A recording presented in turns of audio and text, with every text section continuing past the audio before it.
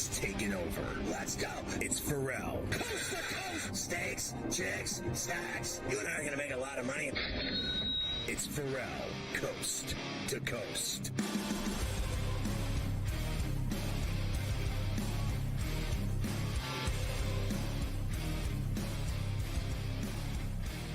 And we are back. Ferrall Coast to Coast, hour number 2 here on SportsGrid and SportsGrid Radio. Carver High and Joe Lisi in for Scotty here today. Of course, Scotty out rest of the week. He'll be back on Monday with you. Get me and Joe today. You get me and the mayor of Miami, Joe Ranieri, tomorrow, as we're going to be getting you set. First weekend of real football, honestly, with week 0 in college, kicking off on Saturday in Dublin at the Aviva. Between Florida State and Georgia Tech. We'll get some of, we're going to get, me and Joe are going to get in the mix with that coming up later this hour as well. We'll have Joe Pisapia this hour, do some fantasy football with him. We've got Matt Michelle from the Orlando Sentinel on the college as well later in the hour. Joe, before I get to tonight's games, yes. No, Mayor of Miami. I didn't know Mayor of Miami, Ranieri. I didn't know that. That's the word on the that's the word on the street. The Really? Mayor of Miami. Word on the street. I'll put in a call next time. Now I got to make a call next time. That's the guy you got to call. That's the guy you got to call. So the Rays and the A's both had two runners on in the first inning. Neither of them scored. Top of the second. 1-0. I don't. I'd like to see a couple homers on the Oakland side, to be quite honest with you, Joe, if I could get that. And speaking of zeros, bottom 7 zeros, Brewers and the Cards. Maybe that game could still bust out. I mean, could I get 10.5? Could I get 9 runs in the top of the 10th? Well, think about it this way, Joe. Here's how I'll give you your little silver lining of hope. From the 8th inning on last night, they scored 8 runs from the 8th inning on. So I guess from the 7th innings on, they scored 12 runs. So maybe it gets going for you here in the bottom of the 7th, and you get the same, trajectory that you got last night. 2-2, realistically, you got a shot, right? 2-2? I mean, what do you mean realistically? I mean, like, 2-2 is only 4. I mean, that's 4 runs. You just told me you need what? 10, the old college 11, football rules. 12? With the old college football rules, with the overtime, you were never out of an over. Now they killed that with the 2-point after the second one. They killed that down like beyond dopey. Those 2-point conversions, beyond stupid is what they do. Just don't have it at all at that point. All right, Joe, let's get into tonight. We do have a few games for you. We'll start in Pittsburgh with the Reds and the Pirates getting set for 4 at PNC this weekend. Nick Lodolo goes for the Reds tonight. Paul Skeens back out there for the Pirates. I've already complained how much I need him to pitch well. As of right now, Joe, minus $1.45 for Pittsburgh, plus 120 for Cincinnati, and a 7.5 tonight. I'm going to take the Reds. I'm going to take a shot. You said Skeens is losing some juice. I like the fact that Cincinnati broke out with an 11-run performance. And guess what? I'll take a shot on the over. You might be getting a discount because Skeens is on the mound, so everybody thinks under. But maybe we should go up, and away. Maybe 9.5, 10 is not out of the realm of possibility tonight with the red-hot Cincinnati Reds. Yeah, I don't know, Joe. I can't go with you. I can't. I'm not getting involved here. Now, I'm going to go after Lodolo when we get to the tater time. I will go after him a little bit with one of the bats on the Pirates, but I got to root for Skeens to pitch well. So you probably should go with the alt over in that tonight. If I'm rooting for him to pitch well, you're going to get it, and I won't. The Angels are in Toronto against the Blue Jays, as they'll be there this whole weekend for 4. Ryan Burr goes for Toronto. Griffin Canning is going for the Angels, which I'm glad that's finally official because now I'm going to get in the mix with big, bad Vlad now tonight, Joe. But minus 150 for the Jays, plus $1.25 for the Angels, and an 8.5 the total here. Going to take a shot. I'm going to take the Angels plus the 134. I'm going to go up, and away. Maybe we could get into the 11 or 12 area tonight. Can the Can the Blue Jays knock around the Angels here early, push a little tempo? Well, that's what the Blue Jays. Because they always start slow. Always. Yeah. They always start slow. And here's the other thing for me, Joe. Just look at these last couple days with Toronto, right? They've scored a bunch of runs. They give up tons of runs. They've got legit one of the worst bullpens in baseball in terms of giving up runs right now. The Angels give up tons of runs. Canning, I think, has given up the second most runs in baseball this year. He's got like a 10 ERA in the first inning. So I think, Joe, this is a perfect recipe for up, and away. When we have these two teams. And like I said, Canning yesterday he was starting, then this morning he was off the board, which put all the homer numbers off the board. I did want to play Vlad against Canning tonight, so I will add him once I get all the homers going for us in a little bit. Houston into Baltimore for 4 this weekend. Spencer Arrighetti, get me the spaghetti, goes for Houston, and Corbin Burns for the Orioles, minus 160. Plus $1.35 for the Astros and an 8.5 in this, even with Burns on the mound. I like the Astros tonight, but I like the over. I think we can get this over fairly easy. And I know Houston has struggled a little bit in terms of consistency with the White Sox. We saw the Orioles struggle a little bit with the Mets, in regards to that last series. But 8.5, I think, is doable tonight in Baltimore, as long as the weather is okay and it's not windy or rainy. I think we're okay. So give me Houston, but I really like the over 8.5 in this matchup. Like the over 8.5 with Houston. All right there, Joe. Next, last night I thought that the Phillies and the Braves would give us some runs. They were not able to do that for us. Maybe tonight's the night. Christopher Sanchez and Spencer Schwellenbach going minus 115 for the Braves, minus 105 for the Phillies. 7.5, so the low total again here, Joe, for these two. I mean, I would lean to the over just because it's your play, meaning the night after you like something, typically it comes in, but I'll take the Braves. I'm probably not going to play the total because this has been a dead under series, but I do lean to the over, and I like the Braves in terms of this matchup. Yeah, Sanchez, of course, Joe, has been very good for the Phillies this year. 3.46 ERA. Only has allowed 5 homers in 140 innings. That is outstanding. So I would not be trying for the long balls against Christopher Sanchez tonight. That is for sure. Only one late night game for us tonight, Joe, which we usually love, the late night games, especially on Carver and Lisi. We're only going to get one of them, and it's the Mets opening up in San Diego against the Padres. Luis Severino and Dylan Cease are going to be the starters tonight. Minus 160 for the Padres, plus $1.35 for the Mets, and a 7.5 here, Joe. I'll take the Mets, but doesn't this total smell a little bit? I mean, I know you have a pretty good pitching matchup on the mound, but 7.5? Every Met game goes over, and we saw the Padres break out against the Twins. I mean, you don't think that this is low? I don't know. I like the Mets, but something tells me under here. Just doesn't make sense, Carver. It doesn't make sense, Joe. You're right. I kind of like the over as well. Severino's coming off a complete game.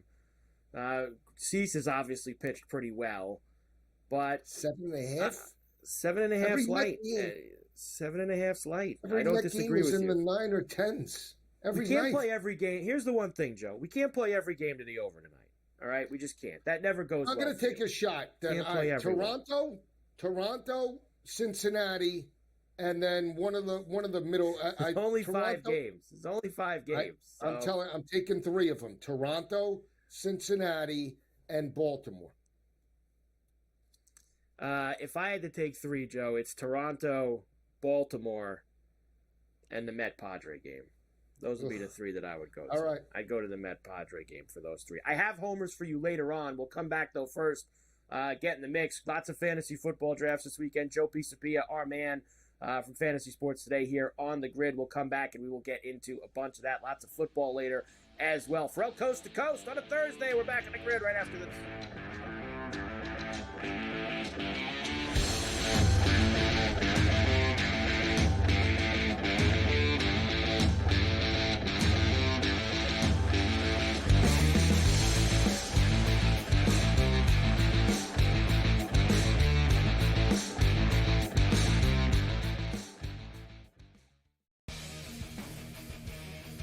these preseason games often just come down to a team will get inside the 5-yard line and they go for it. Like nobody's ever, like in the real world, the Falcons would have kicked the field goal. And hit this thing right down to the middle. We talk about these games being close, decided, maybe a tie. Like that's the whole thing. You talked about it, Merrill. These lines are moving like not just 1 or 2 points. Like this is significant stuff. Sports Rage tonight, only on SportsGrid.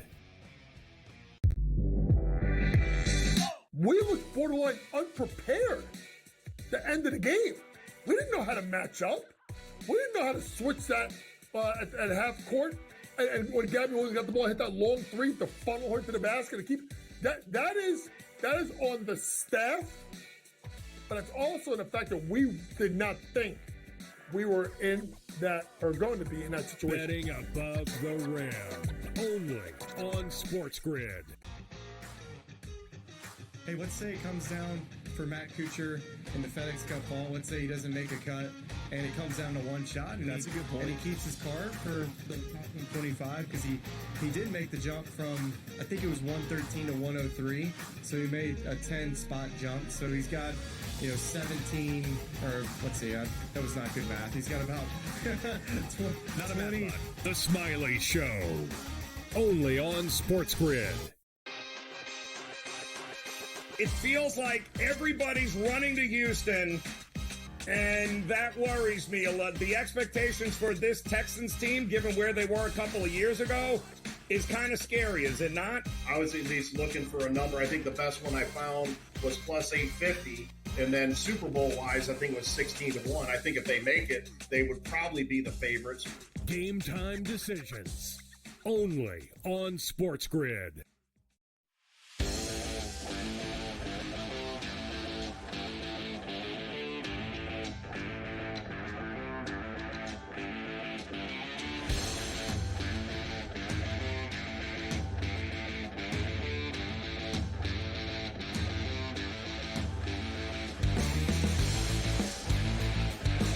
And we are back for El Coast to Coast on a Thursday. Carver High in for Scotty on SportsGrid and SportsGrid Radio. Great to have everybody with us here today. Of course, it's always great to have Joe Pisapia with us. And you will catch Joe. You catch Joe Sunday mornings on Fantasy Sports Today as it is. You'll also catch Joe every Sunday morning throughout the football season on Fantasy Sports Today, getting you ready for that day. Joe, good to see you as always, my man. And look, I think that we finally hit the time, right? Like, I'm a guy that, I know you do, you've probably done 15 drafts already, 20 drafts, 25 drafts, whatever it is.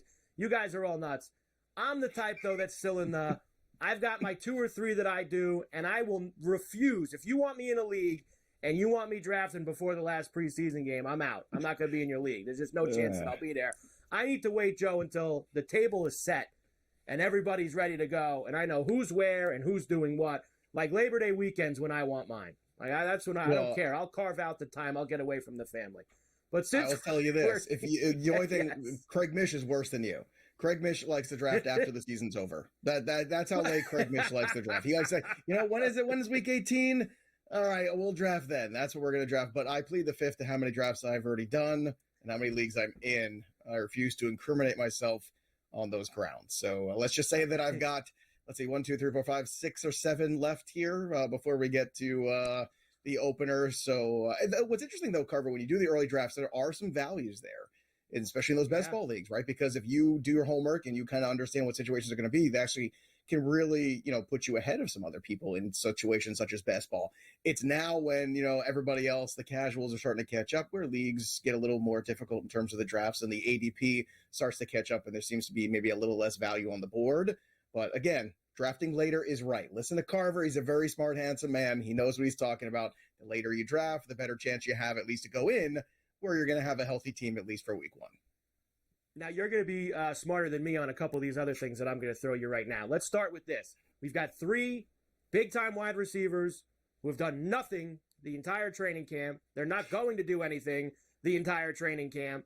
And as far as I'm concerned, all 3 of them, one way or the other, are going to roll out their week 1, and they're going to play in their games. Now, Ayuk, is it going to be for San Francisco or somebody else? I don't know. But I'm pretty confident, Joe, that all 3 of these guys are going to play once the money is actually on the table for week 1. So how concerned are you with CeeDee Lamb, Jamar Chase, Brandon Ayuk, is it affecting you when you're drafting right now? Is it affecting anybody when they're drafting right now? One of them is.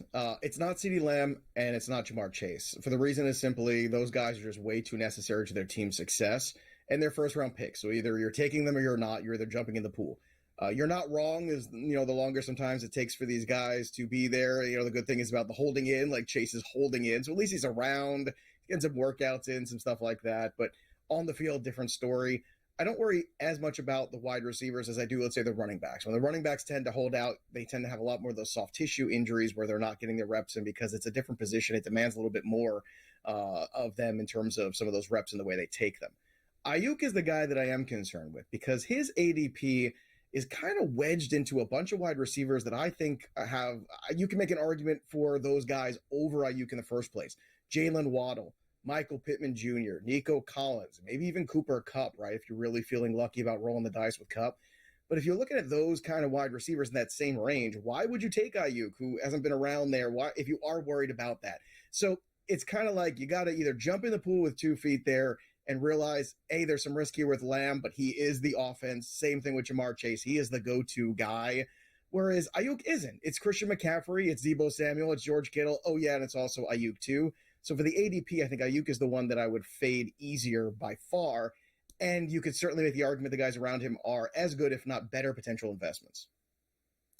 Joe, I know a lot of people make a big deal about where they're picking in the first round. Who am I going to get in the first round, second round? And listen, it's important, obviously. You want to have the best player that you could possibly get. But where are these leagues usually won, Joe? You know it. Between 6 and 9, 6 and 10. That's where the money is made in fantasy football. Give me one or a couple running backs and wide receivers that you are targeting and you're seeing guys you think could win your league in that area. You're 100% correct again. See, look at you. You're just betting 1,000 today, Carver. I would say this. Right. You're looking at guys who jump a tier, right? Guys you can draft as wide receiver 2s that plays like 1s, 3s that play like 2s. That's how you get ahead in your fantasy league, and that's how you win. Some guys of that ilk, Terry McLaurin being drafted somewhere around wide receiver 34 right now. Meanwhile, the guy's had 4 straight years of 1,000 yards receiving with the worst bum quarterback play you could possibly imagine throughout his career. Now he's getting Jaden Daniels, who's a terrific talent. So right off the bat, there's a guy, if you're starting your team with a Breece Hall or Bijan Robinson in the first round, you're trying to make up ground at wide receiver, that's one way to go. Another guy at wide receiver 40, Christian Watson. He's the best talent on that roster at the position. There's no doubt about that. I will fight anybody who says differently, and all the metrics prove it out. If he's got these hamstring issues behind him, he seems like he's been working all season with a team of doctors in the offseason, trying to get that imbalance corrected. That way he can avoid these issues going forward. He is an explosive playmaker, big plays, touchdown equity, and playing with a quarterback last year in Jordan Love, who in the last 8 games had 18 touchdowns, just 1 interception, averaging 270 yards basically per game over that stretch run. And that was without Christian Watson or much of a run game. So just imagine how good it could be. Christian Watson's a guy you could draft as a 4 or 5 wide receiver who could very well end up as a top 12, top 10 guy. That's the upside that exists. So those are 2 guys in particular I'd be keeping an eye out for. Also, Rashee Rice, another player that I think is being undervalued because of the looming concerns about, well, is he going to get suspended? Is he not? The court date's not till December 9th. Typically, the NFL likes to wait for the court system to bear things out. And by the time you get into December, look, they're not going to be looking to get rid of Rashee Rice from all of those Christmas Day games and things like that. They know what they got with the Chiefs. Next year, I think, is when any suspension's coming. On the running back position, real quick, a couple guys in particular. Zamir White, I think, is going way too late. He has got the job. He has got the full workload there. And they've already showed Antonio Pierce is going to run the football. And the other guy, too, Jalen Wright of the Miami Dolphins. Don't sleep on him. Mostert is 32. Achane has his injury history. That guy could be a huge difference maker at the running back position as the season goes on. 10 seconds, Joe. Caleb Williams or Jaden Daniels? Who do you like more? Ooh, Jaden Daniels a better investment for Rookie of the Year because you're getting a better number. How's that for an answer? Go Commanders. I agree with you. Joe Lisi does as well. Joe, we'll see you every Sunday morning here on SportsGrid for Fantasy Sports Today. Joe Pizza Pia, we're back after this.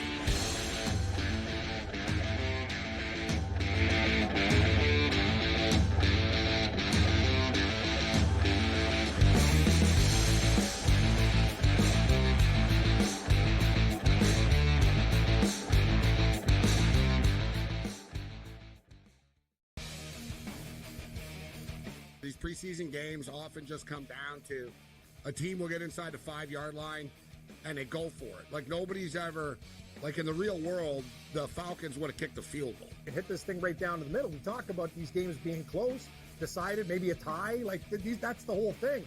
You talked about it, Merrill. These lines are moving like not just 1 or 2 points. Like this is significant stuff. Sports Rage tonight, only on SportsGrid.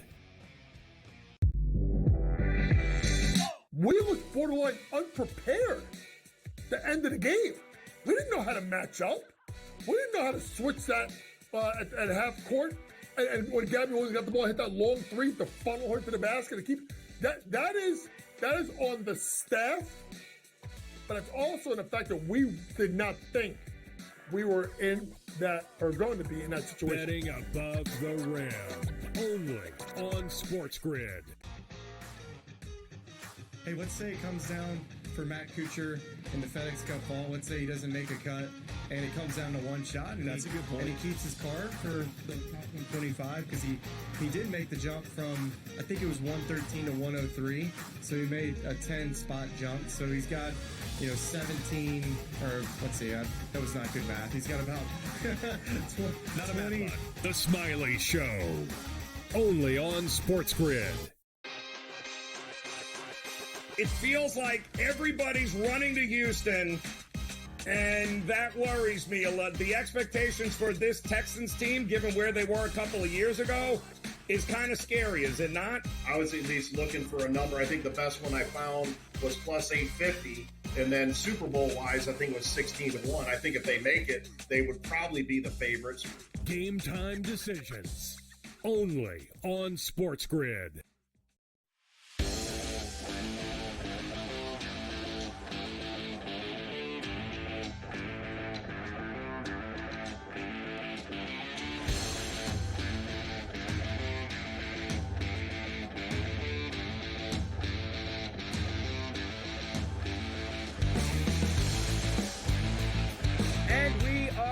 From coast to coast here on a Thursday. Carver High and Joe Lisi in for Scotty on SportsGrid and SportsGrid Radio. Great to have everybody with us here today. All right, Joe. There's a few updates from these baseball games. First of all, the Cardinals have cracked through against Milwaukee. It's 3-0, bottom of the 7th, 2 outs, and they still have the bases juiced. Yeah. They've scored all their runs here. They walked in a run. Fielder's Choice scored a run, and an Arenado single scored a run. So they're not exactly ripping the cover off the ball, Joe, but effective. Unfortunately, your boy Baker didn't get it done, and they go to the 8th as he got made an out with the bases loaded there. So they only get 3. But now, Joe, the ball can start to roll for you a little bit. You need a 3 spot from the Brewers now in response in the top of the 8th, and suddenly you get back in the mix. Well, just get me 8 runs in the top of the 8th, and I'll take that. If I could get that, forget the dates. Forget the dates. Go with the Nuke Bar. That's what I need. I thought Nuke Bar was coming up. That kid's got a nice little swing. Forget the dates, Ricky. Go with the Nuke Bar. The Newt Bar. Get Newt Bar in there. He walked to load the bases right before Baker. Cubs now lead the Tigers 10-2 out at Wrigley. Get over, Joe. 10-2. I said it. I know. And the A's are up 2-0 on the Rays in the bottom of the 3rd. So slowly chipping away, Joe, in that one. Maybe we can get something from Rooker here as he's up now, and he struck out swinging. So Rooker just doing nothing for us. You realize, like half of me still believes that this over 10.5 in St. Louis could come in. Like I'm not willing to let go of the rope.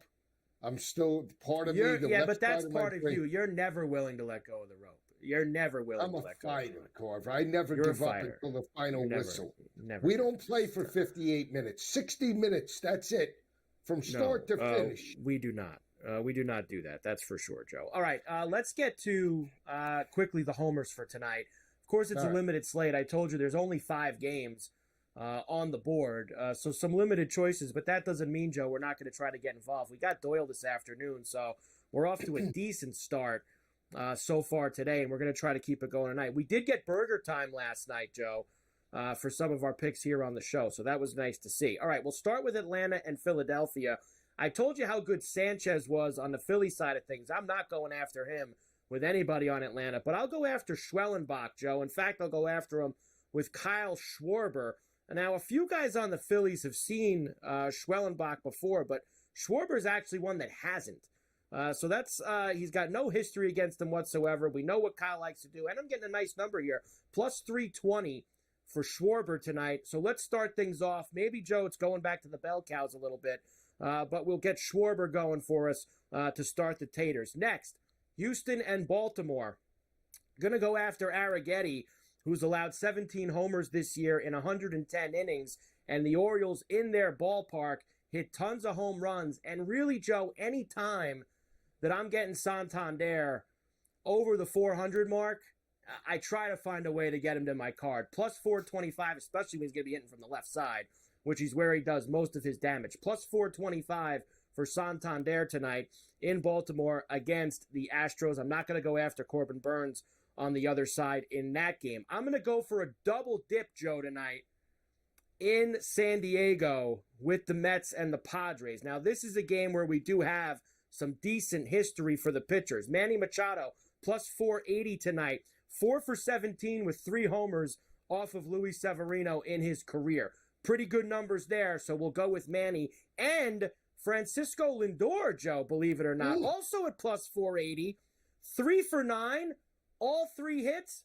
homers. 3 for 9 with 3 homers off of Dylan Cease in his career. So we will go with Machado and Francisco Lindor late night in San Diego. And I have to go with one bomb for you tonight, Joe. We have the lefty Nick Lodolo on the mound for Cincinnati. And the Bartman has been pretty good for the Buccos. He's hit 5 homers in the month of August. He always rakes against left-handed pitching. And I'm getting 7 bills tonight. The Bartman at plus 700 for the Buccos. Let's go, Joe. Joey, don't call me Paul Bart. How about that? And I will say, I wanted to put Big Bad Vlad in. And now that I know, and in fact, they took Canning off. Now it says that Burke is starting. Vlad's at plus 330. I think Vlad homers either way. That'll be a lot of runs in that game, Joe, between those two. There you go. Taters for tonight in Major League Baseball. From coast to coast, we're back right after this.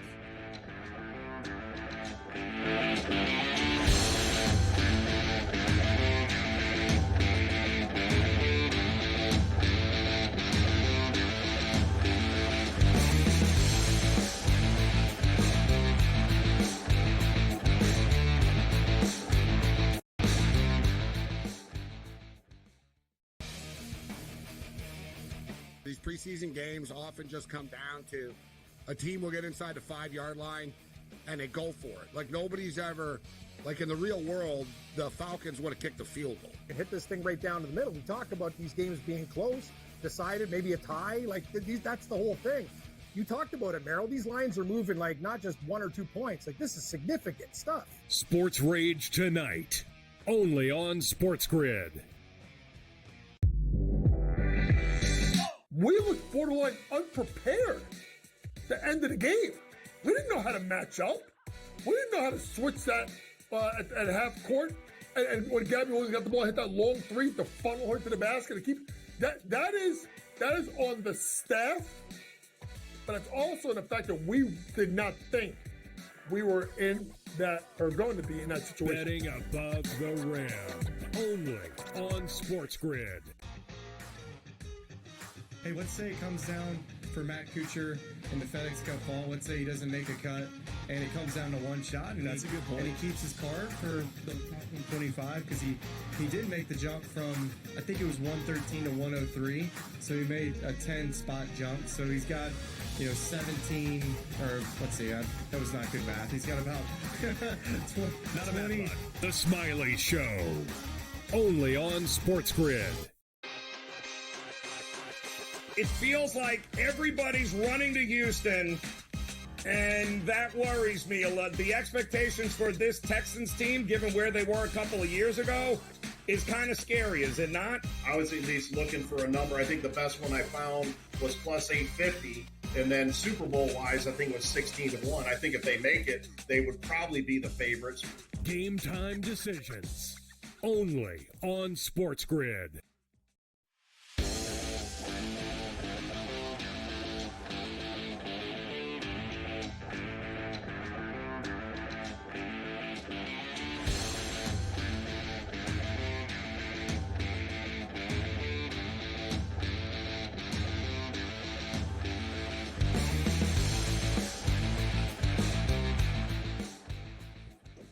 And we are back, Ferrall, coast to coast here on a Thursday. Carver High and Joe Lisi in for Scotty on SportsGrid and SportsGrid Radio. Great to have everybody with us here today. I haven't given you an update in the golf in a while, Joe. Keegan Bradley is in the clubhouse, a 6-under 66. He was a very big price for first-round leader. I was not on him, but I know that if you got a Keegan Bradley ticket, that is a great ticket. But he's going to have one chaser here, Joe, in the afternoon group.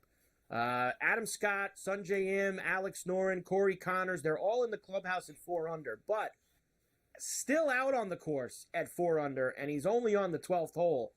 Nicky Dunlap, who has been playing great the last couple of weeks, and he is 2 off the pace here, and he's got a bunch of holes left to go today. So I would say, Joe, if there's one guy who could maybe upset the apple cart for the Keegan Bradley first-round leader holders, it would be your boy, Nicky Dunlap, who you put on the map back when he won the Amex in January.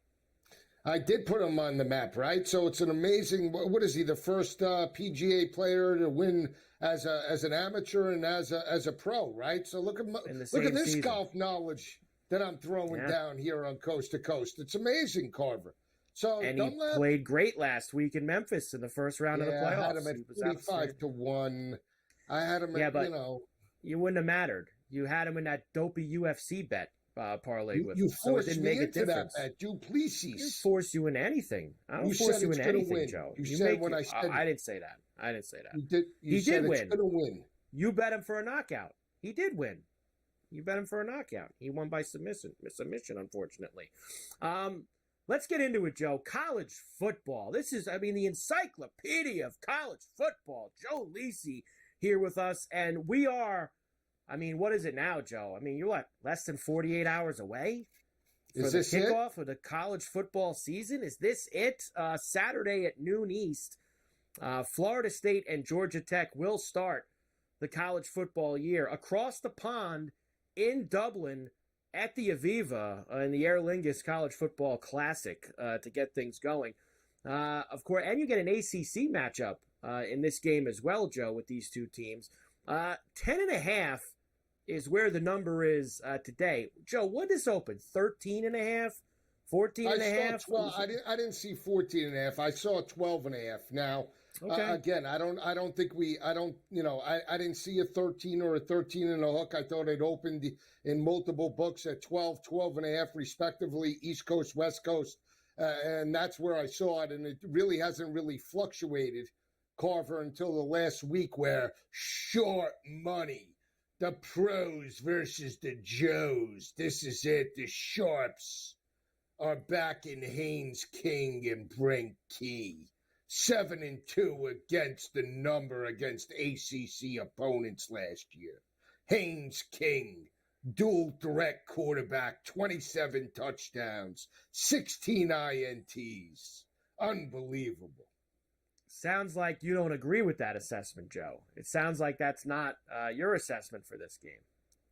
Well, I look at Florida State a little bit differently. I don't think they're a one-hit wonder. I was very high, and you and I were both critical of Mike Norvell. We can go back to that game when we started doing Carver and Lisi 3 years ago when they lost to Jacksonville State on the last play of the game, right? Everybody was high on Norvell when he had a 6.5 win total. They didn't achieve that number, and he was on the hot seat. But I'll give him credit. He stayed the course.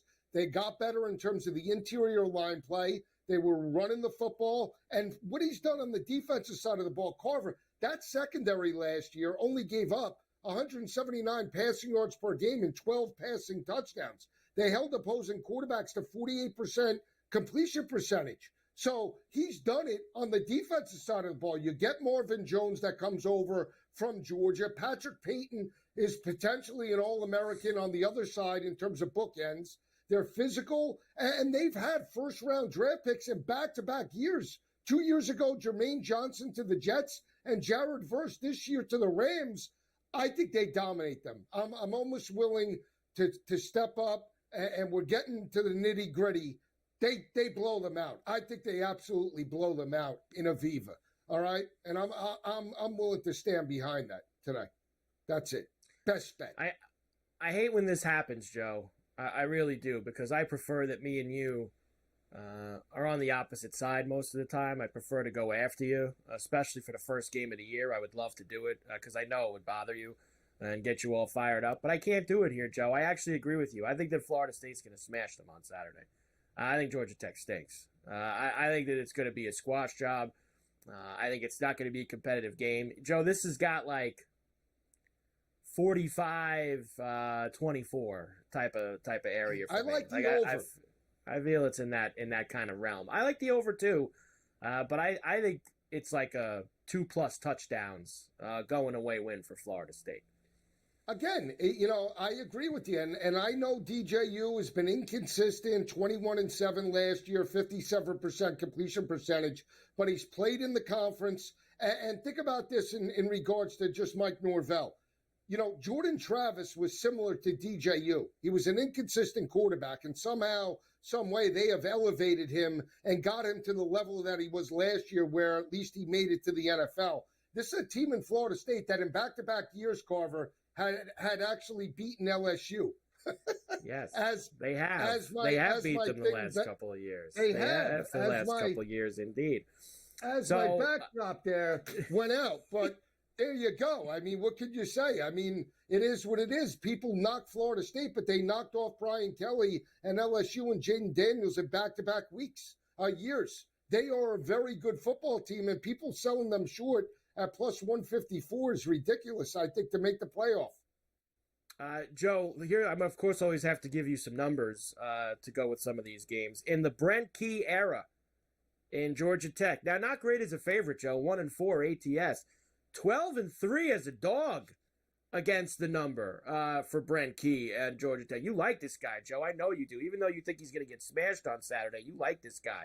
He's a good blue-collar coach. Again, he is. He's a defensive-minded coach, and he predicates physicality. The problem with Georgia Tech is that last year they couldn't stop the run. They gave up 220 rushing yards to opposing offenses. And again, that's where Florida State, I think, has an advantage in terms of being able to run it. And I don't think DJU might have to do all that much.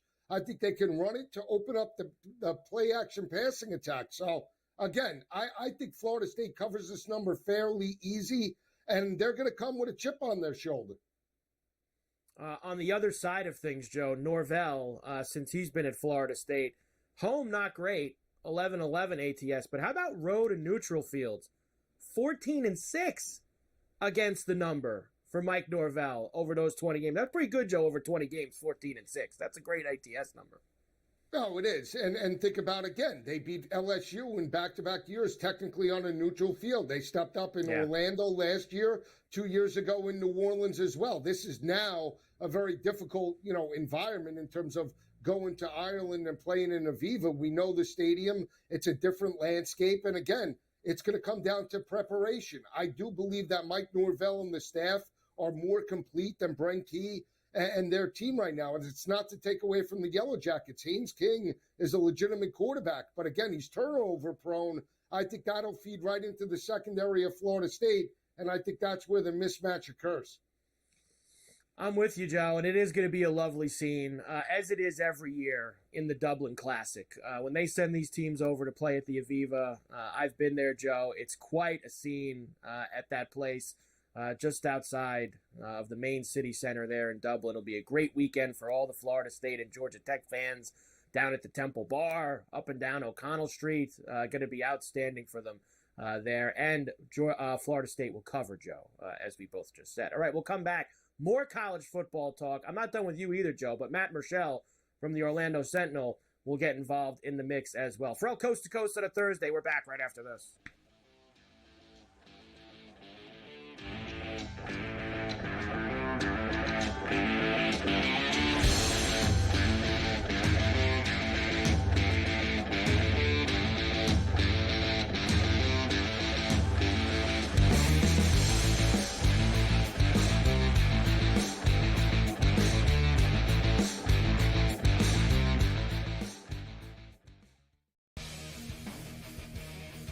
These preseason games often just come down to a team will get inside the 5-yard line and they go for it. Like nobody's ever Like in the real world, the Falcons would have kicked the field goal. And hit this thing right down to the middle. We talk about these games being close, decided, maybe a tie. Like, that's the whole thing. You talked about it, Merrill. These lines are moving like not just 1 or 2 points. Like, this is significant stuff. Sports Rage tonight, only on SportsGrid. We looked borderline unprepared at the end of the game. We didn't know how to match up. We didn't know how to switch that at half court. And when Gabby Williams got the ball, hit that long three to funnel her to the basket to keep that is on the staff, but it's also in the fact that we did not think we were in that or going to be in that situation. Betting above the rim, only on SportsGrid. Hey, let's say it comes down for Matt Kuchar in the FedEx Cup ball. Let's say he doesn't make a cut, and it comes down to one shot. And that's a good point. And he keeps his card for the top 25 because he did make the jump from, I think it was 113 to 103. So he made a 10-spot jump. So he's got, 17, or let's see, that was not good math. He's got about 20. The Smiley Show, only on SportsGrid. It feels like everybody's running to Houston, and that worries me a lot. The expectations for this Texans team, given where they were a couple of years ago, is kind of scary, is it not? I was at least looking for a number. I think the best one I found was plus 850. And then Super Bowl-wise, I think it was 16-1. I think if they make it, they would probably be the favorites. Game time decisions, only on SportsGrid.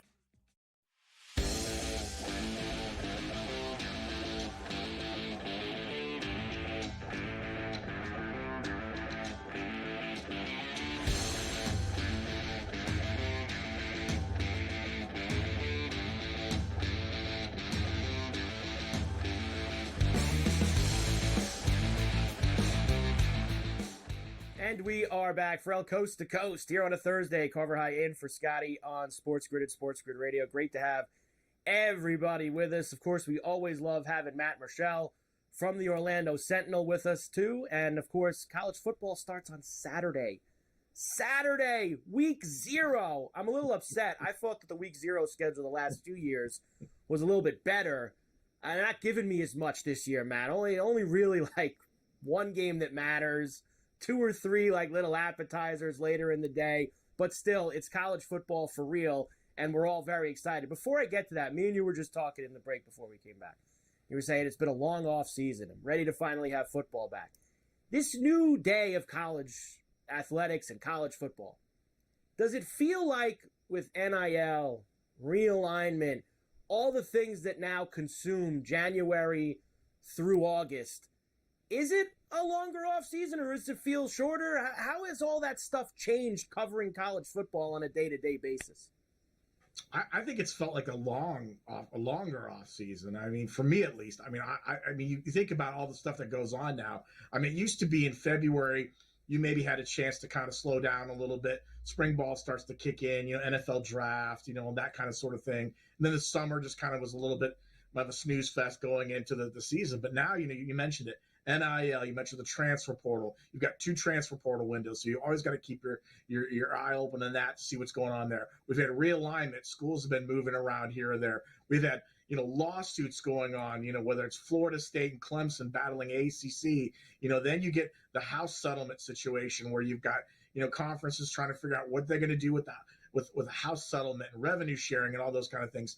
It's never ending. You're always on the phone talking to someone trying to figure out what's going on. So this offseason has felt kind of longer than usual, and I'm really eager to get kicking off this Saturday with Florida State and Georgia Tech. And even with football here, it feels like all that stuff still goes. Like Ferentz gets suspended for a game today. Gundy the other day, who always is a great quote, talking about the agents got to stop asking for money. Like there's still so many things off the field that are going on, but thankfully we're finally kicking the ball off, and it will kick off across the pond in Dublin at the Aviva for Florida State and Georgia Tech. Nice ACC game to get us going, Matt. And for Florida State, we all, of course, remember what happened last year. Most people feel screwed out of the college football playoff. Travis gets hurt. They go and get smashed by Georgia in that bowl game. They come back with this team, and it's a different team, Matt. I think that's the first thing that a lot of people have to realize. This is not the same squad that went undefeated and won the ACC last year. What do you think of this team as they get ready to open with Georgia Tech? We were just discussing it. This number's gone down. They're only 10.5-point favorites here. Key's done a nice job kind of starting to build Georgia Tech back into a little bit of something. Your thoughts on the big opener Saturday? Well, yeah, I think you're right. This is a different Florida State team. I think there are a lot of people believe that Mike Norvell and this team is going to come in there with a chip on their shoulder. I don't necessarily see that. I mean, yes, they were upset about what happened at the end of last year. I talked to Mike about that a couple months after the season ended, and he said, "Listen, yeah, it's always going to be fresh in my mind." But you got to move on from that. You got to move on because you've got a new team, you got new players. You can't be focusing on that stuff. And I think that's a good message for them to have going into this game. He knows he's got to come back. They lost a lot of talent that went to the NFL. They had a lot of playmakers that went to the NFL. They had brought in a lot of transfers they feel like can help them out. Mike Norvell really has become kind of the transfer portal king. He's done a great job of bringing in guys that really kind of suit the needs that they have. Brought in DJ Uiagalelei to kind of come in and do the quarterback's position for them as well, replacing Jordan Travis. I feel like he's a good fit for what they want to do. He brought in some pieces on the defensive side of the football. They need some younger guys to step up and start making some plays. But this is still a Florida State team that is deep, has a lot of depth, and feels like a team that has a lot of athleticism and is going to go out there on the football field on Saturday. And they're going to try to prove to everyone, listen, we deserve to be mentioned this time again in the race for the college football playoff. And you're going to get a lot of Florida State here early on because they're a big standalone game to start week 0. And they're also, Matt, a big standalone game in week 1 because they're playing the Monday night Labor Day game against Boston College. I was kind of surprised that was the opponent, but 2 really big spots, standalone eyes for Norvell to start this off this year. Very much so. If you want to complain about your ESPN bias there, I don't necessarily know if that's the case because they got great windows. They got great television windows for them. You know what I mean? And I think if you're Michael Alford, he's a Florida State athletic director, you're excited about that. You get your team out there. You get your school out there, especially as you mentioned early on with everything going on off the field with the lawsuit against the ACC, to have them kind of front and center, be the face of the ACC, so to speak, in the first couple of weeks. I think that's huge for them. And again, if they come away with a big win, on Saturday against Georgia Tech, and they roll into that Boston College game, they got to continue to do the same sort of things. They can be 2-0. That's a lot for them. That gives them a lot of buzz moving forward, especially depending on what happens the first couple of weeks. Pushes their name out there early on and letting voters think about that when they start talking about what's going to happen with the 12-team playoff. Is there anything else on Saturday you're actually interested in? I mean, SMU's playing Nevada. New Mexico's dogs at home to Montana State. This Delaware State team is taking planes, trains, and automobiles to get all the way to Hawaii, and they're 40-point dogs. There's really not a lot else on Saturday for week 0, but it's real football.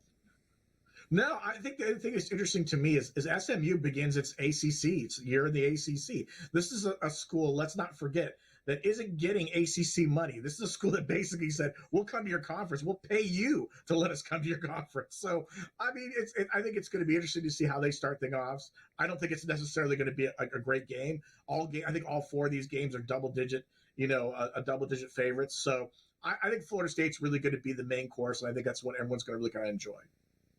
30 seconds, Matt, I got left. SMU, interesting, though, and you're right. They wanted to get in so bad, they're not even taking any cash to do it.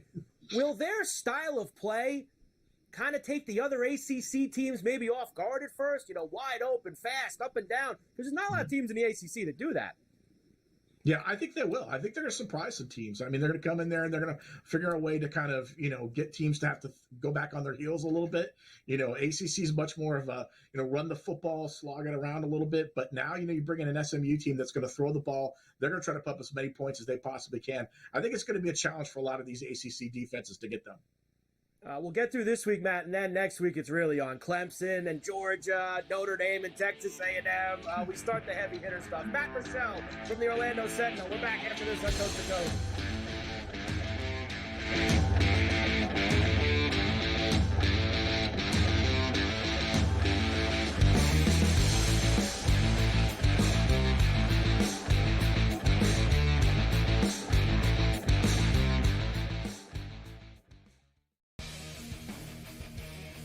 These preseason games often just come down to a team will get inside the 5-yard line and they go for it. Like nobody's ever, like in the real world, the Falcons would have kicked the field goal. And hit this thing right down to the middle. We talk about these games being close, decided, maybe a tie. Like that's the whole thing.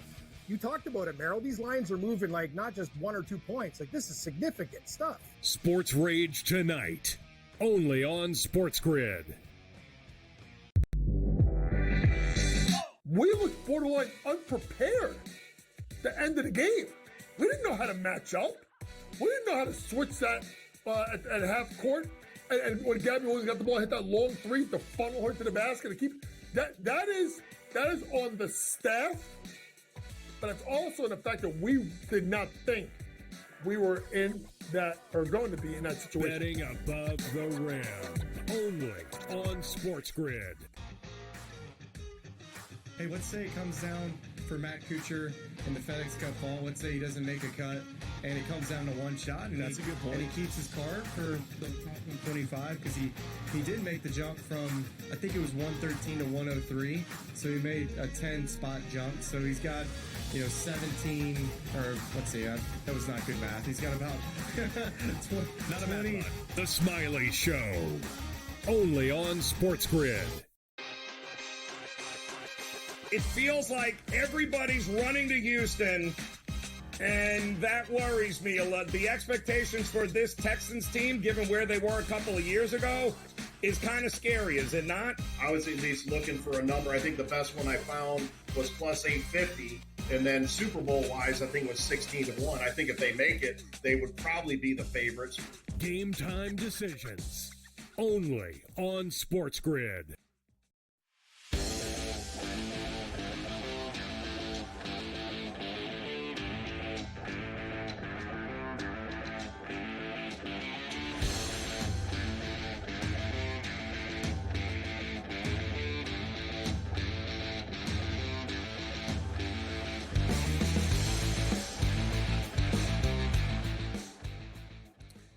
And we are back. Ferrall Coast to Coast on a Thursday. Carver High and Joe Lisi in for Scotty on SportsGrid and SportsGrid Radio. Great to have everybody with us here today. Of course, as we always like to tell you, you really should already have the new SportsGrid app. It is absolutely outstanding. It's available both at the iOS and the Play Store. You can track scores and live odds, stay up to speed on all the latest content from your favorite hosts. You can follow Joe Lisi on there, and you should do it now because football season is here. And Joe, pillar to post, this entire college football and NFL season, you'll see him everywhere. And you want to make sure you get all the clips of Joe doing the I said it, him, doing all of that. So make sure you get involved there. iOS and the Play Store. It is smarter to be on SportsGrid. Go to sportsgrid.com/watch to check out all the platforms where you can find us on. You can also listen to SportsGrid Radio on the app and hear me and Joe do Carver and Lisi, which is weeknights at 8 p.m. East. Okay, Joe, so we talked about that Georgia Tech Florida State game. I was just saying to Matt, it is hard. There's really not a lot else to chew on Saturday, Joe. Now, I know you're going to try to tell me you found some angles for all these games and these other games that are happening, but really, Joe, these are not great games for week 0. I thought they were starting to get better with week 0. I thought that there was at least 1 or 2, 3 decent matchups. We've kind of fallen off on that this year. You really just have the Dublin game with Florida State and Georgia Tech. These other games don't really get me going. SMU, Nevada. Give me your thoughts on SMU, Nevada. I think SMU is going to smash them, Joe. I think they're going to come out, make a statement. New team in the ACC. Nevada is awful. They are awful, Joe. 24.5. I'd lay it at 34.5, Joe. Well, now we disagree because the line is 27.5 because Brendan Lewis, the backup for Chuba Purdy, Brock Purdy's brother that transferred from Iowa State and Florida State, is banged up. So that's what you get. I still think that Nevada's live in regards to the points perspective. I know it's SMU. I know it's Preston Stone. He threw for 32 touchdowns, and SMU can run it. They can throw it. They averaged 35 points per game. That's not the issue. Their defense was rock solid last year. But again, I think Nevada gets them into an uglier type of game, shortens the game for the most part, where they can cover the 4-touchdown spread, especially when you have 6 months to prepare in terms of tape. You got to hope that the Nevada staff has these kids ready for at least a 27.5-point number. So give me the dog in terms of this matchup. Yeah, you're gutless. I mean, that's pretty much all I can say to you here. Yeah, Why come am I on, gutless? you're Nevada. You can't going believe back at SMU, Nevada. fast-paced. Oh, In fact, the ACC hasn't seen this. Yeah, I know. The ACC hasn't seen it. North Carolina runs up-tempo and all this other stuff. Let's go. They're going to blitz some of these teams, Joe. They're going to blitz some of these teams in the ACC for the first time. They're going to blitz. They'll get the over 55.5 by themselves in this game. SMU. They'll get the over 55.5 Can I take by that? themselves. 56 points they'll score. Can I take that themselves. now? You see, you just did this. You know what it is? Come on. You know you. Come on. We have talked about this game ad nauseum on Carver and Lisi, and you know that I said I would take the points week 1. So you're driving the bus. It's your bus today, and you're going express as opposed to making local stops. That's fine. I'll make a local stop. Go ahead. Tell me what are you looking for? 27.5. I have no problem. I'll take the 27.5, and you know what? I might make it a best bet for tomorrow night. You want to go right out on a limb? Let's give the best bet for Carver and Lisi right now. We only got like 4 games to pick tomorrow night for the first college football picks on Carver and Lisi. So there are really only so many games that we can go to. That's for sure, including the late night bailout blowout as well. Delaware State and Hawaii, which is now at 39.5, 56.5 for the total. Man, I can't lay 39.5 with Hawaii. I gotta take the over on principle. I mean, on principle alone. Week 1, Hawaii. They're playing on the home field. They got the full stadium in effect. You don't see the box trucks running on the highway anymore. So that's a good sign. So let's take the over 56.5. Are they going to score all 57? Are they going to score it? Because I don't know if the Hornets of Delaware State are going to contribute too much to that number, Joe. I'd rather lay the 39 than take the over, to be quite honest with you. We got more to do. Another hour to come. Ferrall Coast to Coast on a Thursday. Carver High and Joe Lisi in for Scotty. We're back after this.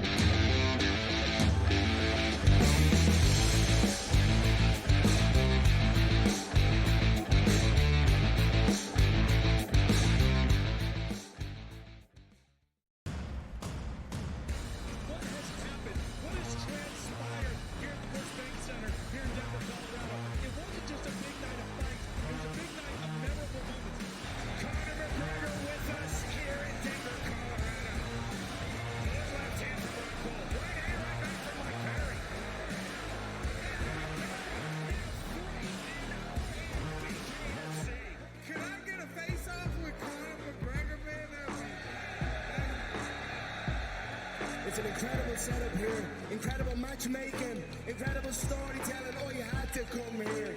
All these fighters that step in here are warriors, and all have my respect. And I'm into this game, yeah. We'll be into this, yeah. And we are live here in the Maverick Center, here in Salt Lake City, Utah. Folks, what a night. It is going to be historic indeed for BKFC 56. Whoever's the king of violence right here, this is going to be a great fight. Early on the top.